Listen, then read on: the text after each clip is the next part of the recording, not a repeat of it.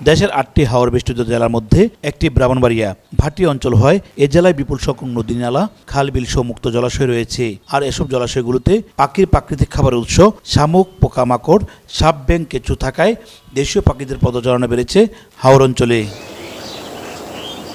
এসব অঞ্চল উঁচু গাছপালা ও পাখিদের নিরাপদ আবাসস্থল না থাকায় পাখিরা ব্রাহ্মণবাড়িয়া শহরের সৈয়দবাড়িতে বড় বড় গাছপালায় আবাসস্থল গড়ে তুলেছে। প্রতিদিন ভোরের আলো ফোটার আগেই পাখিরা খাবারের সন্ধানে হাওর অঞ্চলে চলে যায়। আবার সন্ধ্যায় সূর্যাস্তের সময় দল বেঁধে তাদের আবাসস্থল সৈয়দবাড়িতে চলে আসে। এতে বাড়িটিতে পাখিদের কিচিরমিচির শব্দে এক নৈসর্গিক পরিবেশ তৈরি হয়। এদের মধ্যে দেশীয় পাখি যেমন বক, ঢাউক, বালিলেঞ্জা, পানকুড়ি, শামুকখুল, শালিক, মাছরাঙা, ঘুঘু এবং স্তন্যপায়ী প্রাণী বাদুড় রয়েছে। বাড়ির বাসিন্দা প্রবীণ রাজনীতিবিদ সৈয়দ এমরানুর রেজা জানান, যুগ যুগ ধরে তারা পাখিদের সুরক্ষায় কাজ করে আসছেন, যার ফলে গড়ে উঠেছে এই অভয়ারণ্য। শিকারীদের হাত থেকে পাখিদের সুরক্ষার জন্য সরকারের কাছে দাবি জানান তারা। আমাদের বাড়িতে আমি কারোর দিই না পাখিদের মারার জন্য বা কোনো আঘাত করার জন্য। আশেপাশের লোকজন, আমি যখন বাড়িতে থাকি যতক্ষণ বা আমাদের বাড়ির লোকজন থাকলে, কিন্তু রাতের বেলা অনেক সময় পাখিগুলারে বাচ্চা টাচ্চা দিয়ে যাওয়ার পরে নিয়ে যা, খুব দুঃখজনক ব্যাপার হলো। সচেতন নাগরিকগুলো দেখছি এনকারেজ করে এই বাচ্চা খাওয়ার জন্য।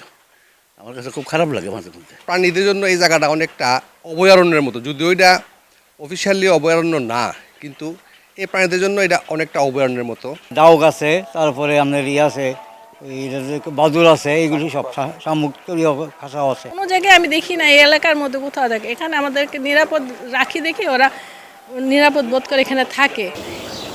জেলা প্রাণী সম্পদ কর্মকর্তা জানান, মুক্ত জলাশয়ে প্রাকৃতিক খাবারের উৎস আর উঁচু গাছপালা থাকায় পাখিরা আবাসস্থল গড়ে তুলেছে। আমাদের ব্রাহ্মণবাড়িয়া জেলাতে প্রচুর বড় বড় গাছ আছে, এখানে বিল আছে, হাওর আছে, এখানে প্রচুর আপনার প্রাকৃতিক খাবার যেমন আছে, তারা বসবাসের জন্য যেমন বড় বড় গাছ আছে, হ্যাঁ, বেশ কিছু জঙ্গল টাইপেরও আছে। যার ফলে এখানে তারা একটা অভয়ারণ্য ক্ষেত্র হিসেবে তারা খুব সুন্দরভাবে বিচরণ করতে পারে। যেটা জানি যে পরিবেশের ভারসাম্য রক্ষায় পাখির একটা গুরুত্বপূর্ণ ভূমিকা আছে। যেমন ধরেন ইকোলজিক্যাল ব্যালেন্স যেটা রক্ষা করে পাখি, আর পাখি হচ্ছে বিভিন্ন ধরনের আপনার ক্ষতিকর পোকামাকড় আছে সেটা হচ্ছে খায়। এদিকে পাখি শিকার বন্ধের পাশাপাশি সামাজিক বনায়নের মাধ্যমে হাওর অঞ্চলে পাখির আবাসস্থল গড়ে তোলার লক্ষ্যে প্রয়োজনীয় পদক্ষেপ নেওয়া হবে বলে জানায় জেলা বন বিভাগ। ওই জলজ গাছ যেটা পানির নিচে চলে যাবে, ওই হিজল গাছ, হিজল, তারপর হিজল, তমাল, এইগুলি লাগাইলে কি হবে, একদিকে মাছের খাবার হবে, অন্যদিকে বন্য পাখিগুলোর আবাসস্থল হবে। তারা মাছও খাবে বিল থেকে, আবার তাদের একটা আবাসস্থলের ব্যবস্থা হবে। এই ধরনের বনায়ন করার একটা পরিকল্পনা আছে।